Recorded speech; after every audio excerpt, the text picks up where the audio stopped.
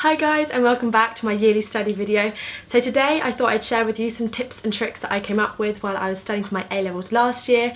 There have also been some new app releases over the past couple of months that I thought were quite useful and could help you with your productivity and coping with stress. So let's get started. Number one is a shoulder brace. So this is one that I picked off Amazon last year for really cheap. I'll leave the link in the description box below. But basically it meant that I could just study for a bit longer without getting a bad neck and a bad back. I also now use this when I'm editing for long hours. I have to admit I don't have the best posture, but basically what you do is you just put it around both your shoulders and it keeps your shoulders strapped back so that you don't like hunch over and end up in like a really bad position and then you don't get backache. So in the long run this is really good. Tip number two is quite a common dyslexic tip for studying. It's one that one of my friends who finds it harder to retain information shared with me, and it's basically rather than using really easy to read font, use one where you have to focus, so it kind of forces you to make sure that you're understanding what you're reading rather than just reading Times New Roman and then it just kind of, you just like breeze through it. So this is quite useful if you find big paragraphs and big chunks of writing quite overbearing. You've got nothing to lose, you might as well try it out and see if it works for you. Tip number three is to do with mind maps. I've spoken a lot about mind maps in my previous 3 videos. I know a lot of you guys always ask me questions about them. The one thing that I just like to add on to the tips I've spoken about previously is just to get started. I find that the hardest bit, because I'm not sure how much space I'm going to need and I have a lot of worries about planning it and making it look neat and tidy.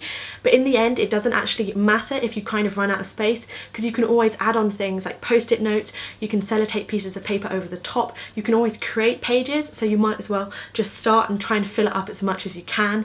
By putting coloured paper on top you can create quizzes by flipping it up and down, or you can sellotape them onto the sides to make like a little booklet or like curtains or something nice and fancy. I know personally when I was starting to plan my mind maps, I write it in pencil and then I do it in pen, which would take a lot of time. It was good because you're writing it over again so you're remembering it, but if you're getting towards your exams and they're quickly approaching, I would just go straight in with pen and then don't worry because you can always add in things at the end.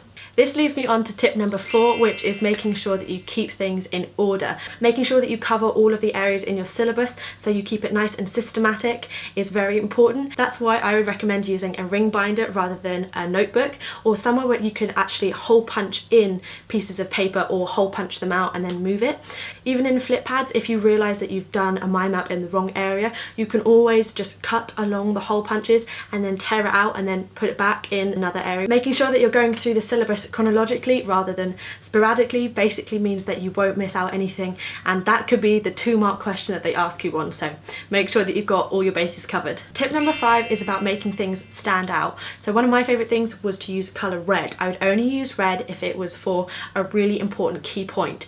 However, I do understand when making notes that red doesn't go with all colour schemes, so there were other ways that I would use things to stand out, either by underlining in certain ways or creating banners or making things look 3D.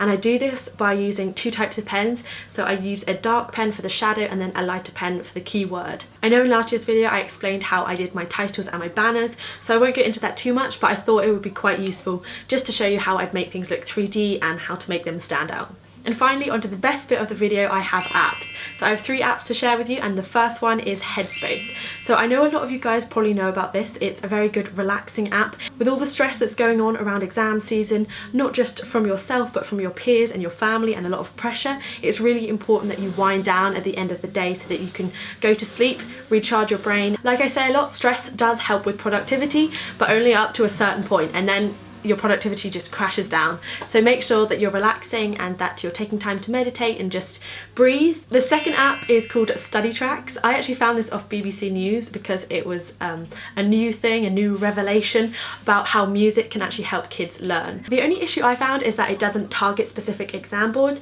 but instead it has quite an in-depth general view of the whole topic itself. But if that app was around when I had my GCSEs, I would definitely be listening to those songs as I go to sleep to try and get it in my brain. And finally, the last app is called Tide, which basically helps you work, study, relax and stay focused by using white noise, and it also has a muse section. The idea is a little bit more simplistic than Forest, which is an app where you kill your tree when you stop revising and go on to apps like Instagram, but instead this kind of helps you take breaks, so you can schedule long breaks as well as short breaks, and you can plan your day. They also use the Pomodoro technique, which is basically when you do 25 minutes of work and then a short break, 25 minutes of work and a short break, and it's meant to break down your huge amount of work into small, sizable chunks that you can manage. It's just quite a nice app that you can almost use as your revision planner, and it also has some white noise and some melodies to help you focus, which can be quite useful. For when you're next taking a break from your studying and watching one of my YouTube videos,